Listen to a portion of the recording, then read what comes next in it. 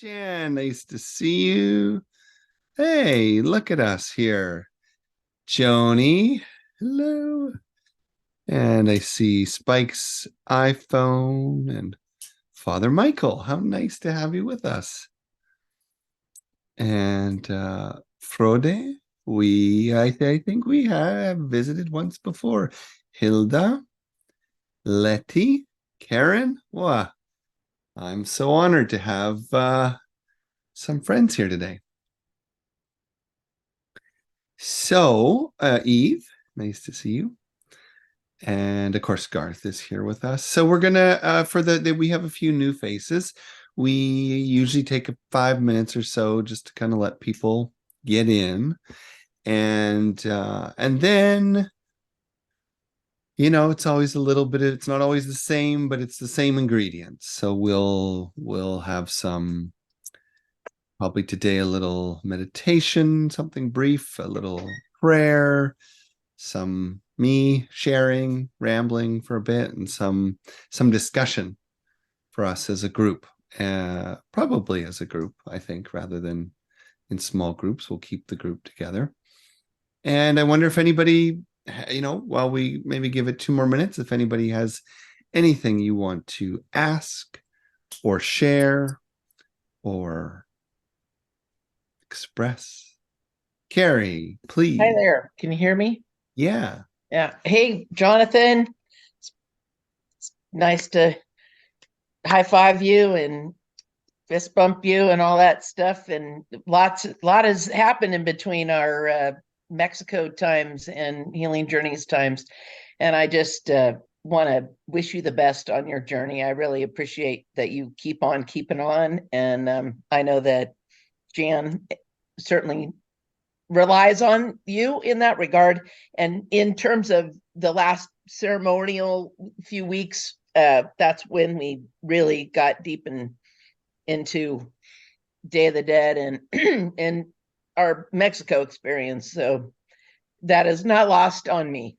And just wanted to say, it's Aw. kind of weird to say Happy Thanksgiving, but that isn't what I really mean. I mean, Yeah. yeah, Well, home sweet home. I am grateful for your gratitude. I really am. I mean, it matters to me. And I know I feel that same history we have when I see you. I'm always like, wow, Carrie, after all these years. So I'm really glad you're here. And Thank you. everybody just it's just so big, Yeah. so big. Sending love to the group. Well, and I Mm. think the thing, I sent a newsletter out this morning just to kind of remind people that we're still doing this. And well, let's just get into this. So, the American tradition of Thanksgiving. So, I'm going to start with a little bit of a downer before we move up. We have an international group here. I can see that. I know at least a couple of us are from elsewhere. I'm Canadian, and I'm gonna guess with some of the names on the screen that we have people from other countries. We didn't really grow up understanding what Thanksgiving was specifically, and I'm sure some of you here know that or relate to that. We did have a kind of a Canadian equivalent, which was sort of Thanksgiving light, sort of the way I can say this as someone who grew up Jewish, the way Hanukkah became a holiday just because Christmas was a holiday. Hanukkah, if you don't know, is like not really a big, I mean, this is just my Judaica, my own experience. It's not really a big Jewish holiday. Um, you know, Rosh Hashanah, Yom Kippur. I mean, we have all kinds of really significant Jewish holidays. Um, but Hanukkah, it happened around Christmas. So I think, Jewish people eventually were like, well, we don't want to be absorbed. So go Hanukkah. Joni, wouldn't you agree with that, historically speaking? Yes. Okay. I saw Joni's nodding her head. But the point is, so in Canada, we kind of, I think we had some other holiday in October. I think we were celebrating some Queen's birthday or something like that, something colonial.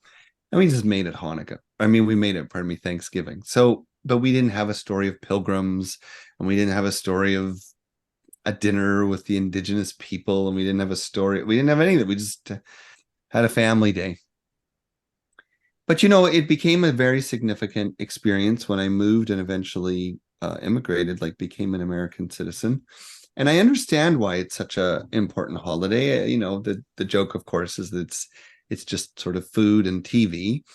Um, but one thing, so we're beginning our session with some reflections on American Thanksgiving, and then we're going to move into gratitude. So don't worry. One thing that I came to really, really cherish about American Thanksgiving was the fact that I believe it's become a sort of placeholder for a certain kind of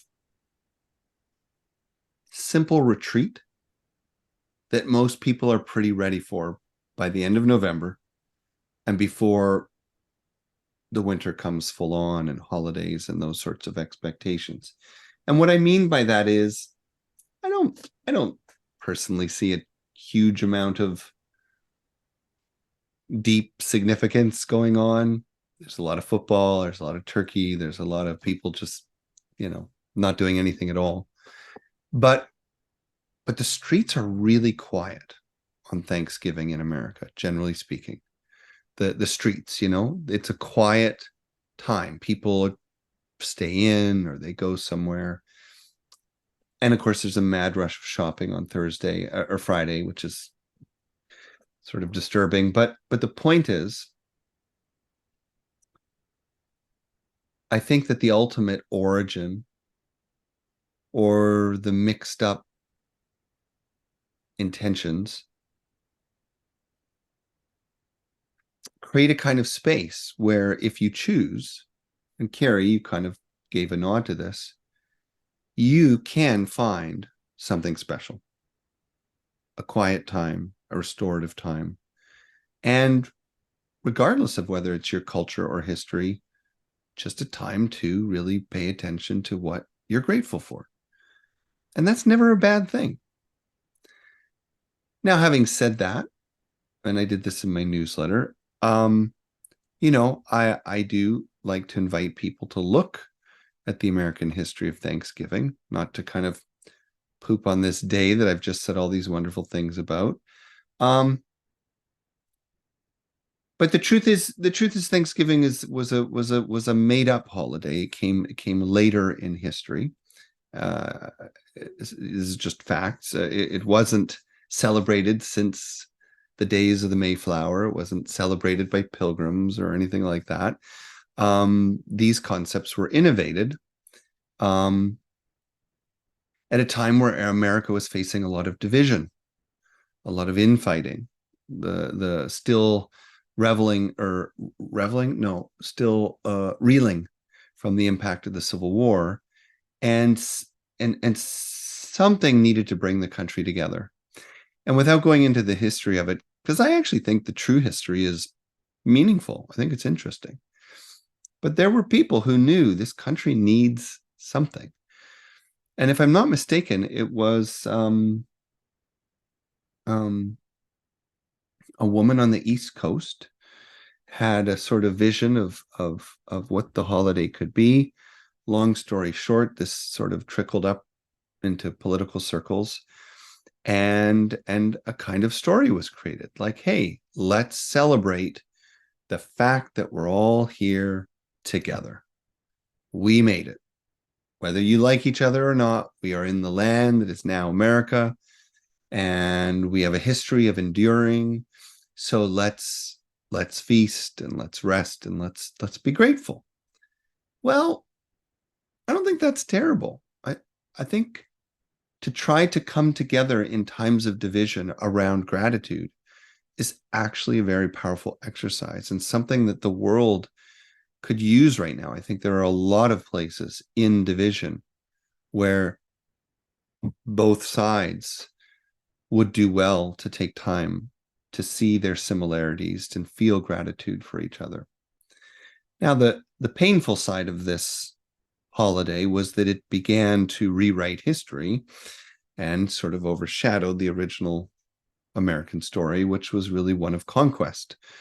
and colonial imposition. And a lot of what we saw when the first settlers came over was not really great appreciation for what Indigenous people did. There was ultimately a sort of plan to take advantage of the kindness and to not honor the treaties and to sort of return food for the winter with blankets full of smallpox and tuberculosis with the hope the native people would just kind of go away.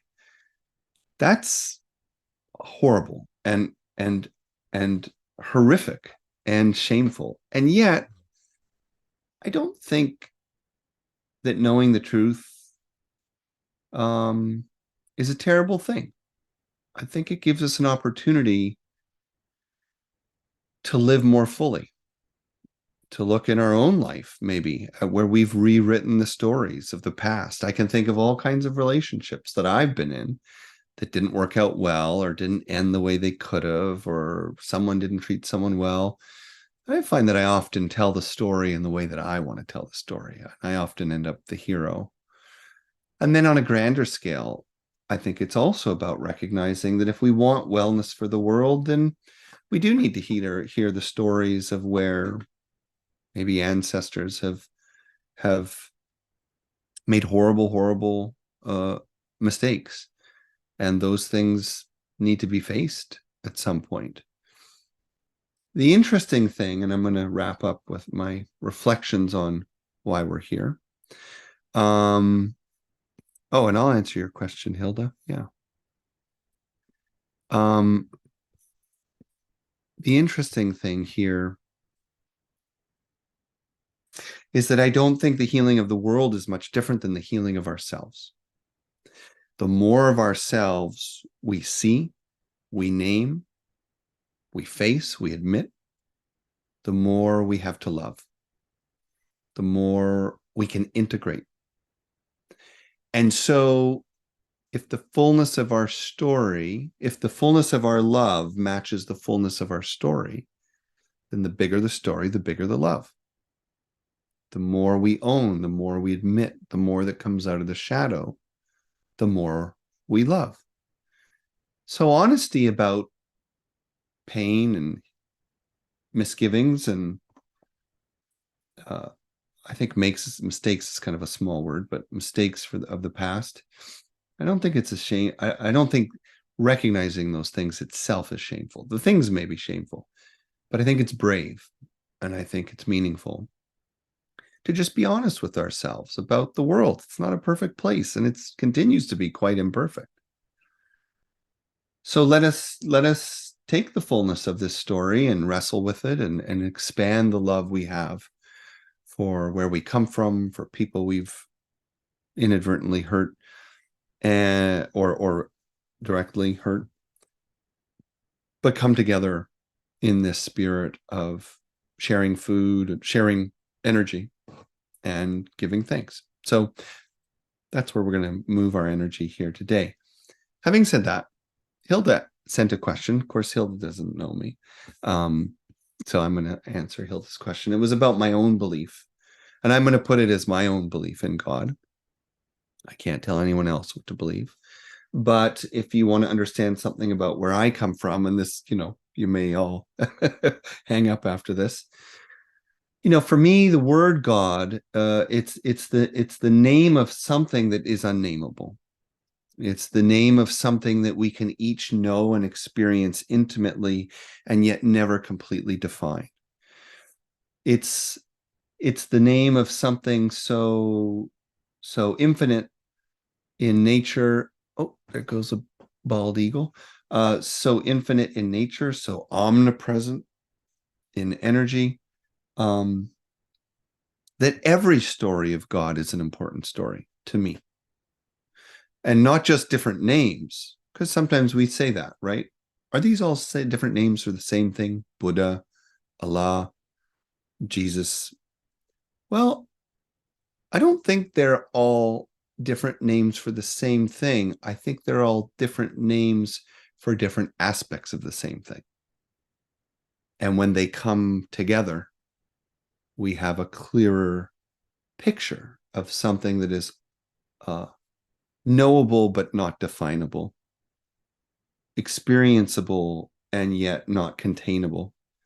And so when we look to the heart of spiritual traditions rather than the history of spiritual traditions, I think we can find some wisdom in each. And just to briefly say something more of it, when Muslims say that God cannot be depicted in a human form, that God should never be contained in a specific iconography, I think there's a powerful teaching there. I think that is truth. There is something about God that defies any image. And yet, when someone says, no, God was alive in Christ as Christ, well, there's also that is also truth. And there's something alive there and something directly relatable for us to grapple with. And when the Buddhists say, no, it's neither, it's just emptiness, well, I think that there's truth there as well.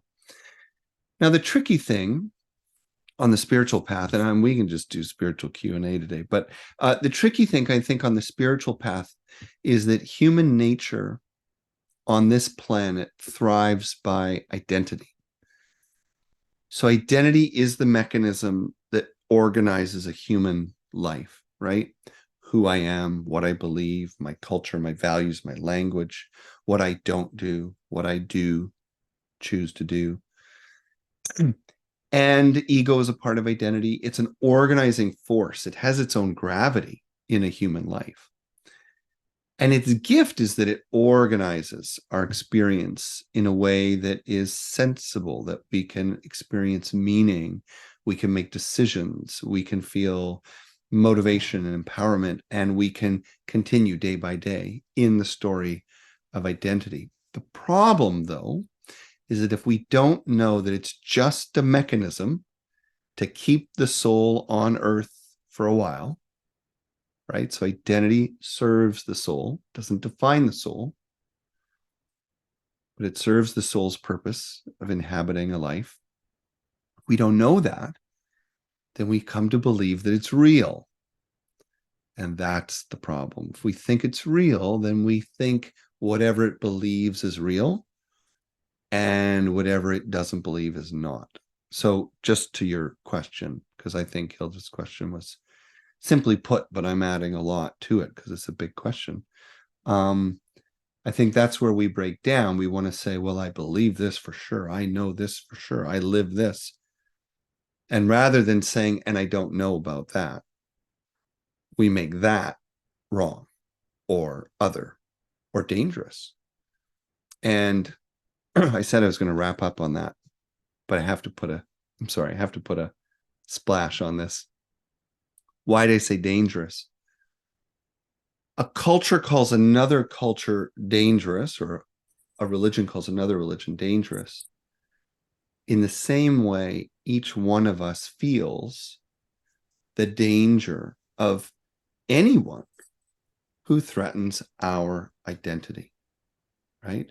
Don't define my fill in the blank, gender, sexuality, politics, values. How dare you?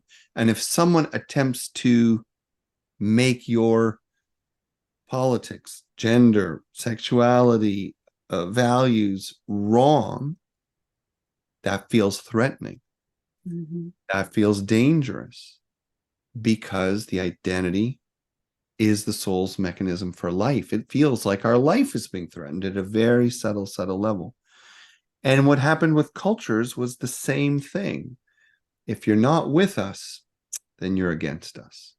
And with a lack of awareness, it all becomes something else. So I'll stop there. Did you want to add something to it, Hilda, or ask? I just want to say that Christians tell me, and I'm a Christian. Oh, do you hear me? Yes. Oh, I'm a Christian, and some Christians tell me if you don't believe in Jesus Christ, you're going to go to hell. Where is hell? I think hell is on earth. I don't think there's hell because God is love. God is love for everybody. Just like Neil Walsh says, God is love. He loves everybody. Yes. And when you love God, means you're loved by God. That's not necessarily Buddha or Christ, or it was created. Christianity was created. I mean, religion was created, but it's all the same. The same soul, the same image, the same God. I think so. Now, Carrie has something to add, and anyone can jump in because we're here. We're a community, we gather. But I'm going to say, just to attach it to the concept of gratitude today, I think one of the reasons why gratitude has become such a powerful practice and movement over the last 30 years or so is because it orients us around an experience rather than a label or a definition or an outer explanation of the world. Because gratitude, kind of to Hilda's point, gratitude exists in all traditions. Atheistic, agnostic, religious. I don't know that I've ever heard of a tradition. I mean, frankly, even some of the most kind of horrific representations of religion still have elements of gratitude in them. Gratitude is a necessary human experience for thriving. Carrie, did you want to add something? You want to unmute? Well, you kind of tapped on it, is that to me, Thanksgiving, because I lost the turkey and the pilgrims and the Indian thing a long time ago, but it was about community. And then I don't have a big community anymore. So my mom lives upstairs, and she actually is going to have a TV dinner upstairs. Jan's coming over, and we're going to make lasagna and go for a walk, and then maybe play Scrabble. But that's our Thanksgiving. But it's bigger in that because today is so powerful, because the world makes it powerful. And that's why we're having this conversation. And to me, it's that what's the power is my feeling. So it isn't about religion. It isn't about history. It's about, it really truly is the word Thanksgiving. It is about, that's the only thing I can think of. And I could do that every day, but I don't, because we don't celebrate it every day. But the feeling of the breath that we have, the moment that we sit and be still and recognize that we are different, yet we are all together. So it's the biggest thing. It's bigger than God, even, I believe. Or it's a different word. It's language that we don't even know. It's bigger because we can't agree on God, Buddha, Allah, blah, blah, blah. It's the feeling of love. It's that, or something like it. It's inclusive. It's that I know you, you know me, even though I don't really like you or not. It's that I need you, you need me, even though I don't know that I need you. Yes. It's the big feeling. And I don't know how to, I just said what I barely know, but that's what Thanksgiving is for me. I think you said it very well. And some of you know, I was just in South Africa, and I go I guess you'd say fairly often. I don't know what often is, but for me, it feels like often, every few years. And Ubuntu is a word they have there that I actually think is very similar to gratitude. And it's a word, I think you just said, some people translate it to mean, I am me because you are you. You know, I am me because of us.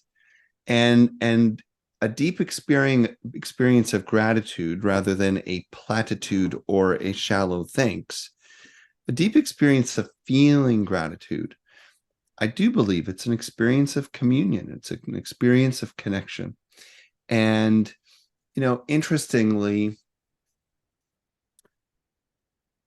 when I think about some of the great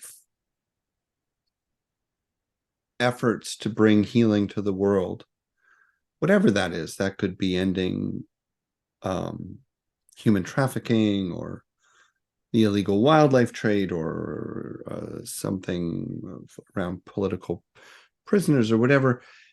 What I've experienced over the years is that a dramatic percent or number of people that are busy trying to make the world a better place are motivated by gratitude. In other words, and there's other motivations, don't get me wrong. There's people not wanting things to happen again, and people, but there's a lot of people out there who are so grateful that they experienced a cure, or that they were freed, or that they escaped, or that they, if you catch my meaning, that from that deep feeling of gratitude, they want to give back. They want to share. They want to do more. Joni was at an event with me in South Dakota. Remember that event? And we went to this event called the Red Road Gathering, which I used to be very involved with, and not so much anymore. It's an Indigenous run event for both Indigenous and non-Indigenous people. It's oriented around education about Indigenous views on trauma and healing and recovery. And so lots of presentations and teachings and teachers. And it's been running for, I don't know, 30 years for sure. And the extraordinary thing about it is every year there's anywhere from, 100 people to almost 400 people that come and go over 3 days. And everybody is fed breakfast for free. Everyone is fed lunch for free. Everyone can to attend the event for free. And there are sometimes other activities that go on the side, ceremonies and other things that people are invited to. And it's free because there's a desire to demonstrate that while healing requires a personal investment, knowledge of healing should be accessible. But when you come to these gatherings, and sometimes they're bigger and sometimes they're smaller, but when you come to them, it's always a little bit weird for some people from outside the community, because it's like, well, where's the food coming from? Who, is it from did the bank donate it? Did they raise funds? Did the government pay for this? The whole thing is run on the fuel of gratitude. People that have been helped are invited to come back and help others. That's it.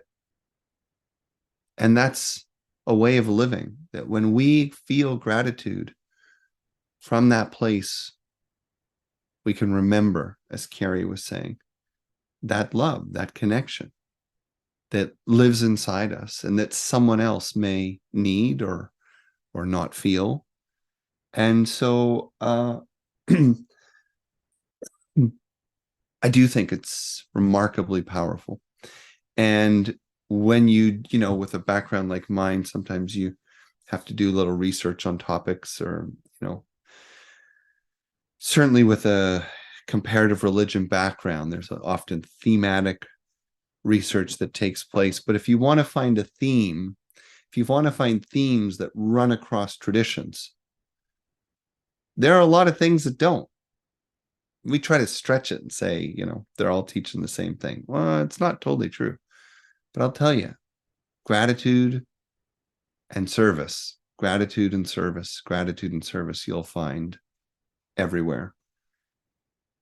And unfortunately, we don't live in a consciousness that fuels it, that feeds it. And so we end up with a lot of fear and division.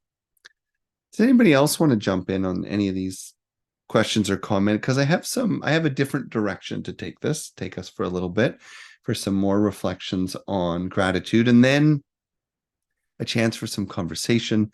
And I do want to make sure we close. We're going to close on time today, just in case, it's a day where people may have places to go or things to do. Would anyone who hasn't shared something like to add something? And by the way, welcome, Joseph. Anybody want to jump in, or shall we keep going? Keep going? Okay. Well, look at this. I have something to show you on my screen. Now I'm gonna zip through something, but I thought it would be interesting to share this with you because we gather in a place like this because we're interested in humanity's team or spiritual growth or consciousness. And gratitude certainly seems to have its roots in this spiritual universe. But I'm going to put something up, and this is going to be, I just want to be clear, this is going to be a lot of text information. I do not expect anyone to read this. Some of you are readers and you love reading and facts and science, and you may want to read this while I'm talking.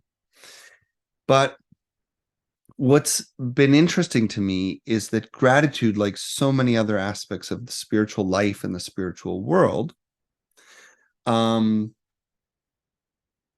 it's been researched over the last 30 years by physicians and social scientists and psychologists and biologists and neurologists. In fact, gratitude in the brain is a phenomenal topic.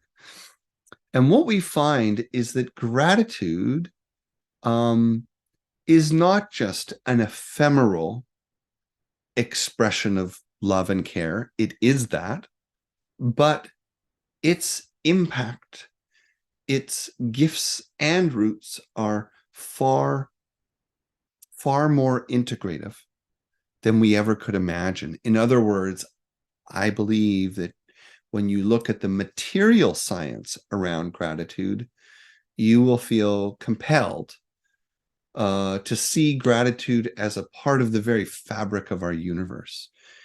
When it registers physically in virtually every part of the body, gratitude is something worth pursuing.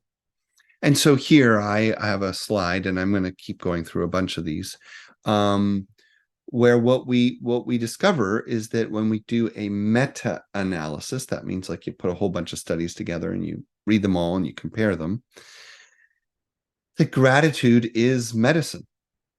Gratitude helps us to reduce pain. It improves overall health. We see it improves mood and immune system functioning.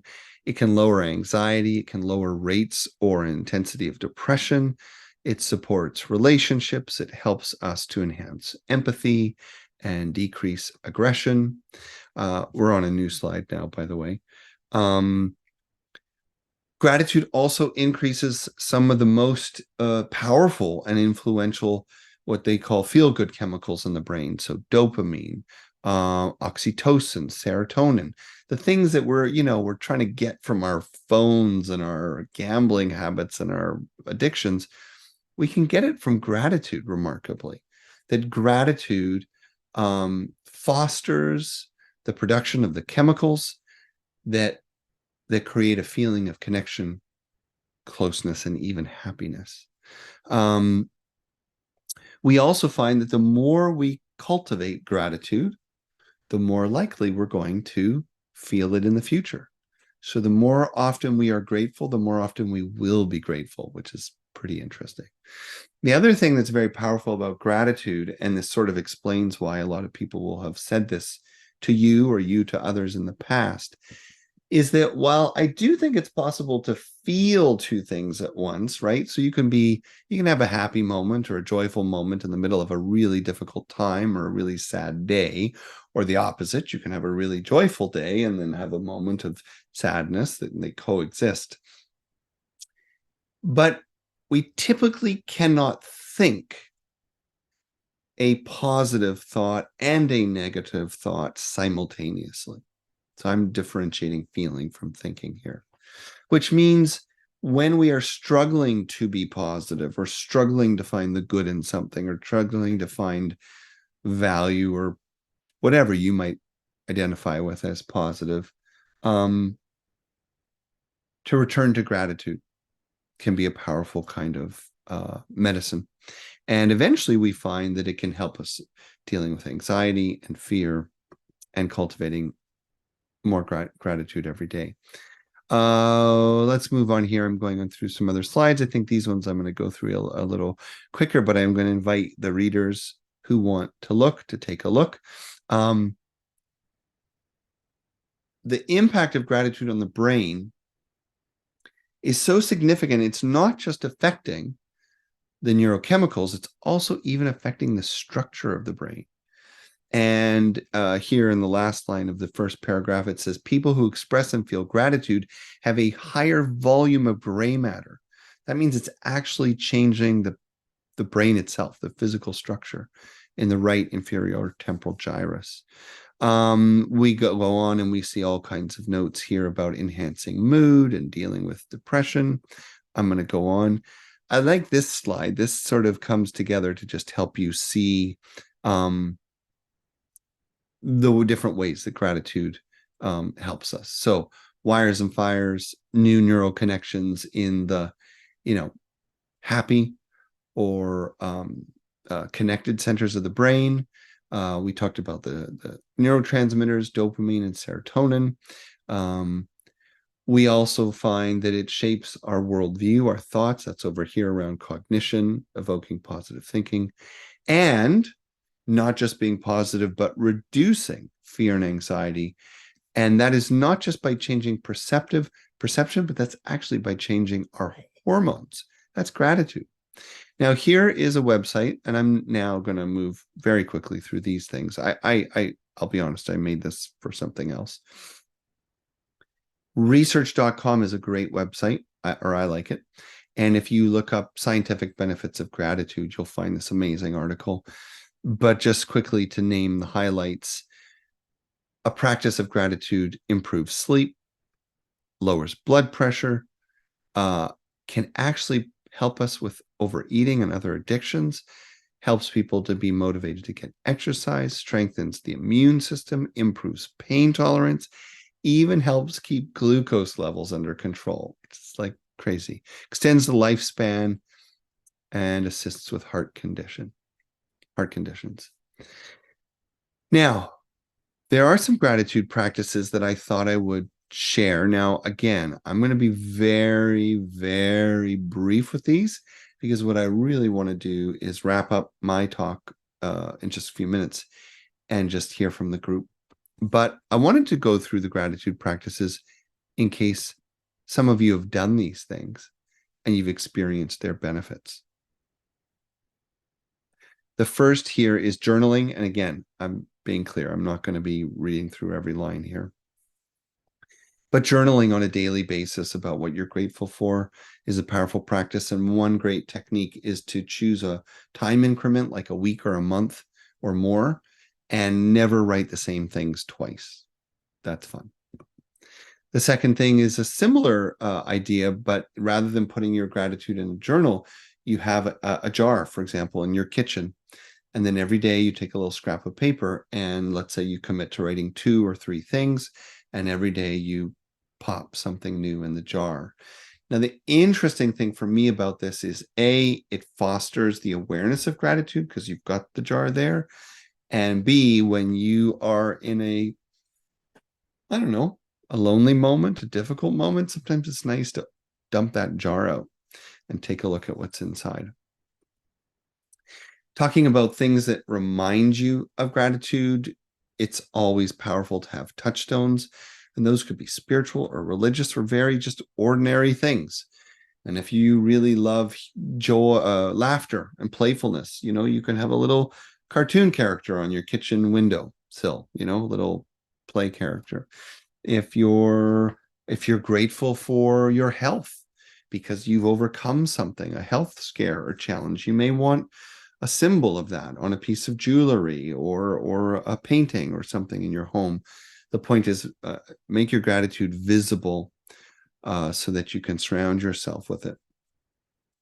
Something that I think is an important practice during the week or the day of Thanksgiving is to consider words and acts of kindness, which means to verbalize to people who you are grateful for, that you are grateful for them. And even more than that, to consider showing kindness to those people who you are grateful for, or people who have done, things for you. So you might think a little bit about that today. Is there someone that's really been important to you lately or done so? It could be the landlord of your apartment. It could be someone who's been regularly helping you put your trash out. It could be someone that you just find always very friendly at the grocery store. But can you do something more than just say thank you, but take them something, offer them something in return, do something for them? That's a very powerful practice. An extension of this is to just simply write a note, get a greeting card. I know they're like $6 now, but get a card, make a card, write a note, and you'd be surprised that people still like to get a note. People still like to get a card more than a text, more than an email, and certainly more than nothing. Food and water, food and drink, I think is also a very powerful practice or commitment to tell yourself, let's say, okay, from Thanksgiving to January 1st, I will give thanks every time I eat something or every time I drink something. And you use that not only to cultivate gratitude for in yourself, but you realize, kind of like Carrie was saying, how profoundly interconnected we are with the world.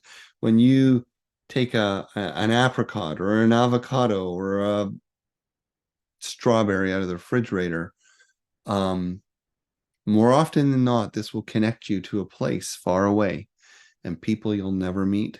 And yet, because of them, you continue to live and enjoy life. And finally, there's the ability to just add gratitude to our daily rituals. So when you brush your teeth, you might make it a time to count your blessings, right? When you wash your face, it might be a moment to focus on what you're grateful for. When you make your tea or your coffee. So just consider that you can make gratitude a practice by connecting it to other things. Oh, there is one last one. I forgot about this one, but I actually love this one. This is one of my favorites. It's creating a gratitude map. And you can do this, if you're feeling a little low, you can do this. If you're feeling high, you can do this every day for a while. But you take out a blank piece of paper and ideally some colored pens or pencils. I have 4 colors in this pen. And you write something you're grateful for.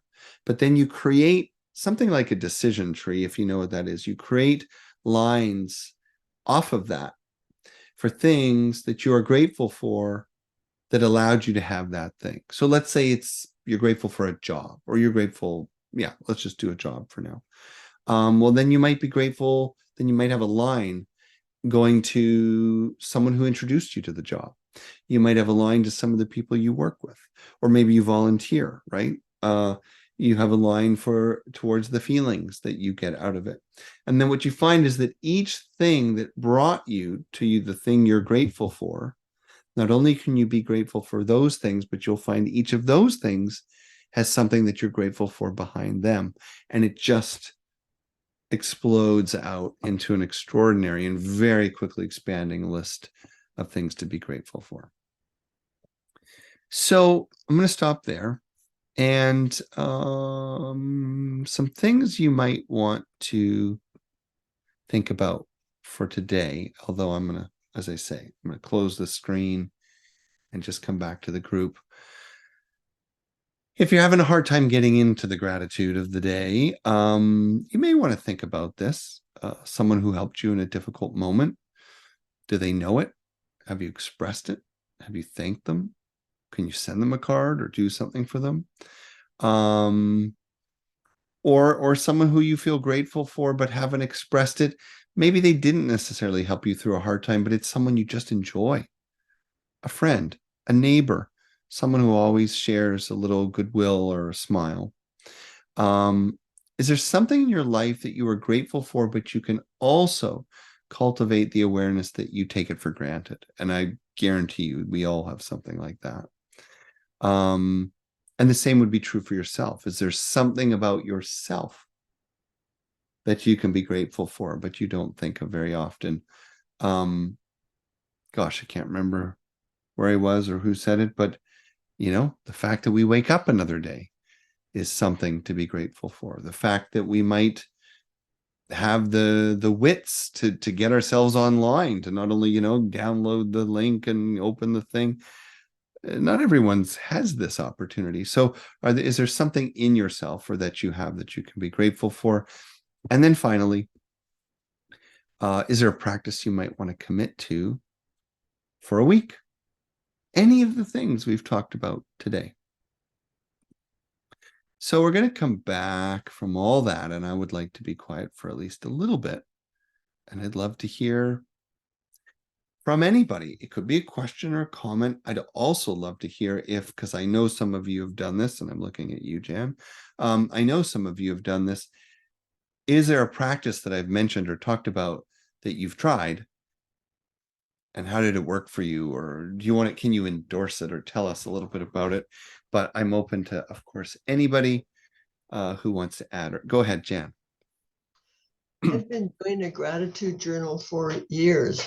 Oh, Each year I get a new journal, and every night it's part of my routine before I go to bed to write 5 things I'm grateful for that day.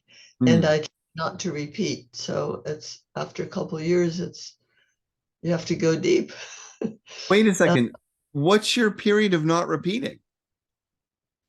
I don't think I ever repeat. Holy cow.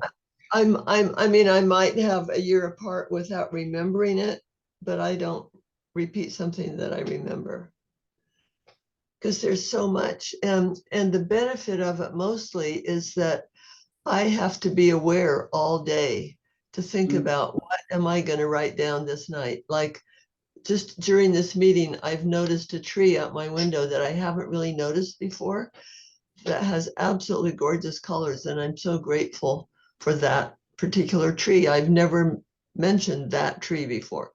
So all day, every day, I have to be thinking of this. Wow. That's fabulous. That is, it's interesting because I did this a version, I did a presentation obviously with this information not too recently. And I shared the story of someone I knew who did it for a year, never repeating anything. And I thought that was impressive. But Jan, this is a whole other level. And yet, for the rest of you, I mean, that is the miracle of life. That every moment is filled with hundreds of things that we are enjoying, that we could appreciate, from the light outside to the, even right now, I look out my window, I could probably see about 15 different types of trees. There's a blue sky. I'm in a space that's relatively warm. I have a computer to work on. I mean, I could go on and on. I have internet. I have the ability to pay the bills for the internet. It's something. Someone put that internet cable in. It goes on and on. So Jonathan, saying I don't repeat something, let me just give you an example. So today I'm grateful for you and your teaching. And I have been grateful for you and your teachings before, but what you're teaching today is different than what you've taught the other day. So I might mention you more than once, but it's for different reasons. Well, and that's beautiful though, right? Because isn't that bringing out the richness of our relationship? So it's not just, I'm grateful for my neighbor George, who's always smiling, right? It's, I'm grateful for George who brought my mail today, or George who wiped the snow off my car today, or whatever it might be. Yeah. Anybody else want to jump in with some comment about your experience of gratitude, or maybe something in those questions that you're going to work on or think about, or am I going to have to call on somebody? Yeah, Hilda. Oh, I'm grateful for, I have a car that needed fixing, and I've been to so many mechanics, but finally we found the right one. Very honest, very fixed my car. I can drive it. I don't have to buy a new car. It's an old car, but I like it. I want to keep it. I'm so grateful for that today. that is something to be grateful for, an honest mechanic and a fixed car. Yeah. Yeah, that's my gratitude today. And seeing my family, they always call me up, my grandchildren. I lost my son 2 years ago, and they think of me like their dad, my grandchildren. But I'm so grateful for them. They ask about me every day. They want to take me wherever I need to go. family is very important too. Hmm. I'm grateful for that. So that's it. Thank you. Mm, Is there something someone else might like to share their gratitude about mm, on this day, thinking of gratitude? mm. Eve, do you want to come on? I was just sitting here thinking of the homeless, and I'm just so grateful for the roof I have over my head, the fact, like you said, I can pay the bills that I have, and I know that there are people that are sleeping out there in the cold, and although I can't change it, I can feel for them and be grateful for what I do have. Mm, mm. Yes. I think of Well, that often because we have it on our news, I think every night.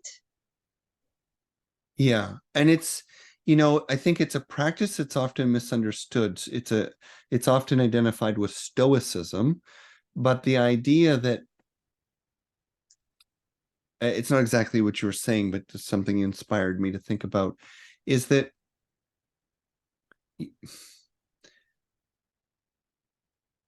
if you're ever struggling to feel gratitude, consider the lives of others, the conditions of others who have less or may be struggling with less. And it's not to stereotype them that all homeless people are miserable. We don't know. It's not to say that everyone living with an illness is miserable. We don't know. That's not what this is about. But it is about saying, to your point, that there are very hard conditions to live in. And even though we may not know what people's experiences are, we can sure be grateful that our conditions aren't those. I think that's very, very true.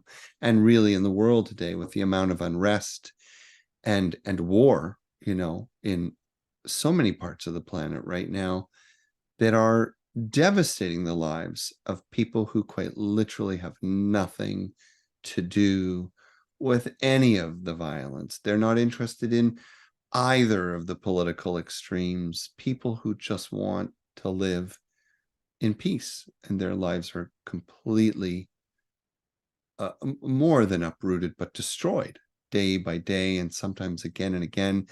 And here we are deep into the Ukrainian war, and it's almost easy to forget it as we look towards the Middle East. But there's much to be grateful for.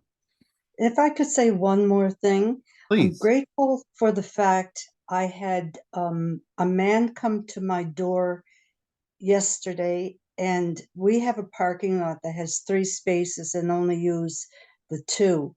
And he said, would I be able to use your Mm. 3rd space? And I told him he had to go and speak to my daughter because she runs a massage business upstairs. So anyway, all he wanted was a space to put his car in when the parking ban comes on in the winter time, if there are storms. And I was so grateful that we were able to say yes to that. And of Mm. course, he wanted to know if he could pay, and we said, no, there's no need for that. We'd be grateful if you were able to clear the walkway for me. Um, so I mean, it was just such a good feeling. I got so much out of it. He thinks he got something out of it. I Mm. think we got more out of it than he did. Mm. Isn't that something? Yeah. That giving a used space, which some people can see so negatively as being used, is such an opportunity to be of service. Yeah. Yeah. Thank you. Well, I'm going to pick on a few more people on camera before we go. Joni, is there anything you'd like to express gratitude about or for, or simply reflect on? Oh boy. Just bounties. I just had something go through my mind and it's already out in the ether.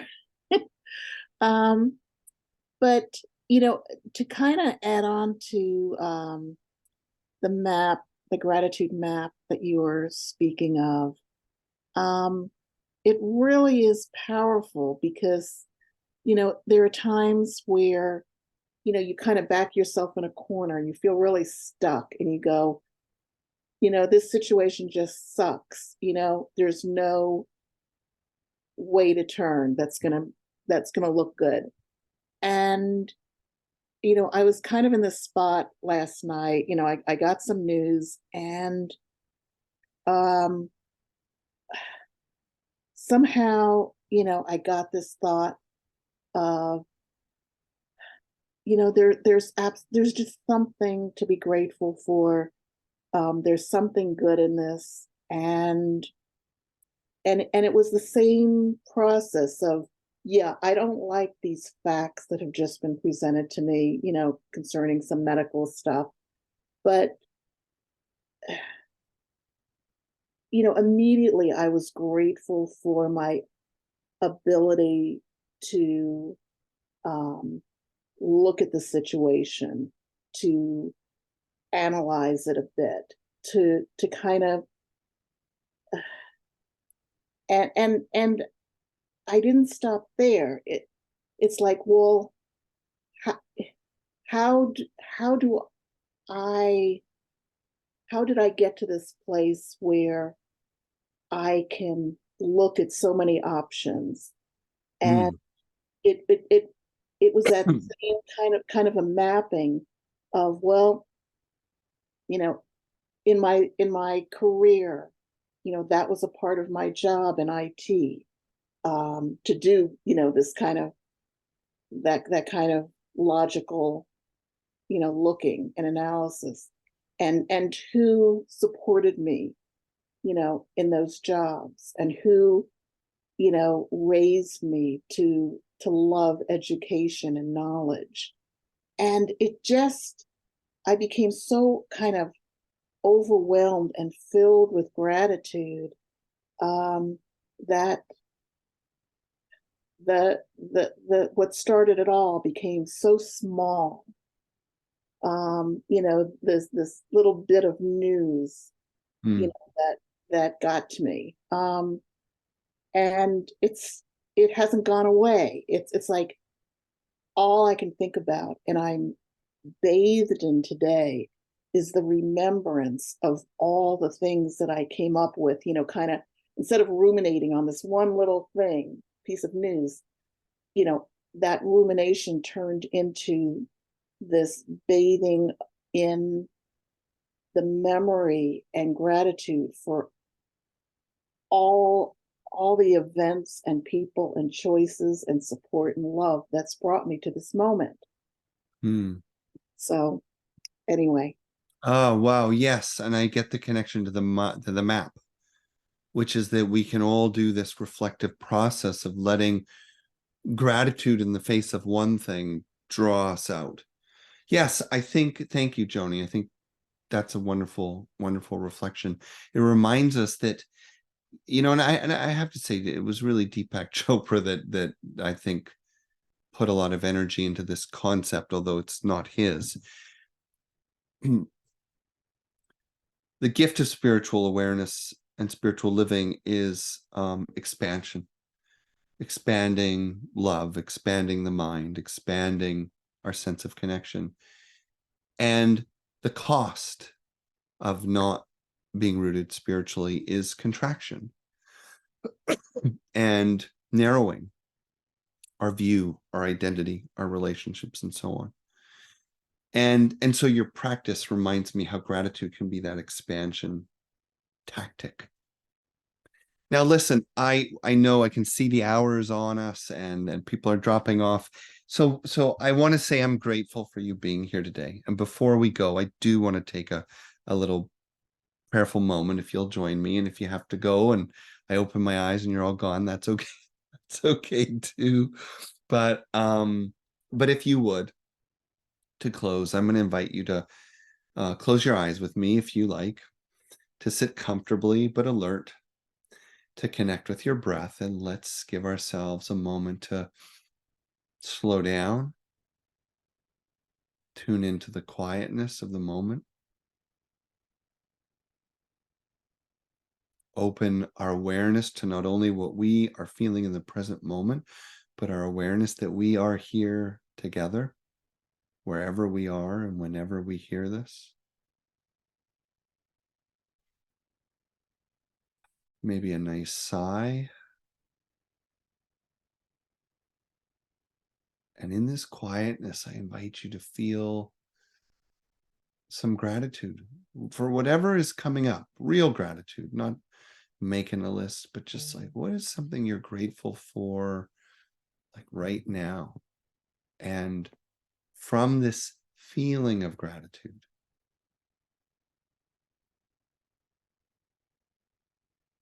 we reach out, up, beyond ourselves to give thanks to the one that is all, our mysterious and sacred source, God, Spirit, existence, to the nameless.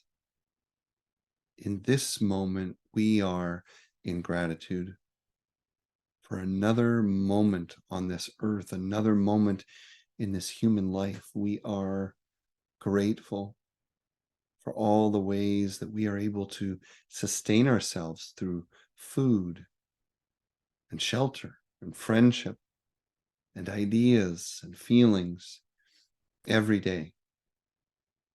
Here we are grateful for the infinite nature of being that lives in these fragile, limited vehicles that we call our bodies, our lives. Gratitude for living in this extraordinary place between expansion and contraction, form and formless, seen and unseen, known and unknown. We are extraordinary beings, each one of us. This life is extraordinary. So we give thanks for all the ways we can learn and love and help and grow.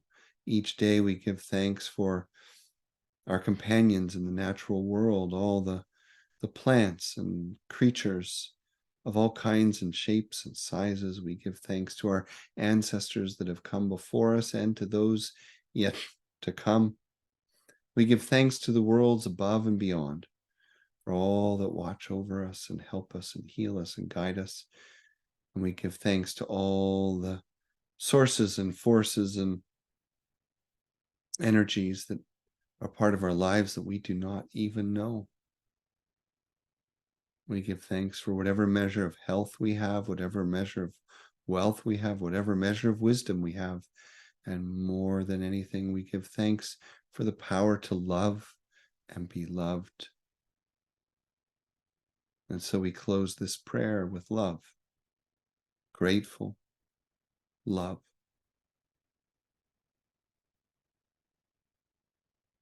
And may this love be felt everywhere, always.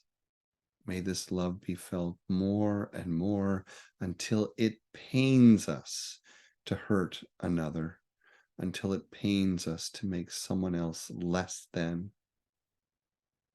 May we grow this love together. In gratitude. Amen.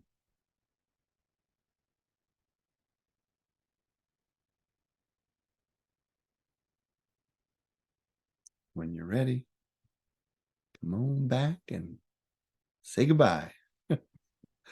So thank you. I'm grateful for all of you being here today. And if you celebrated, happy Thanksgiving. Thank Thank you. you. Grateful for you. Yeah. Well done. Thank you. Thank you. All right. Thank you. Lots of love and blessings. Bye-bye. Full of Bye-bye. things.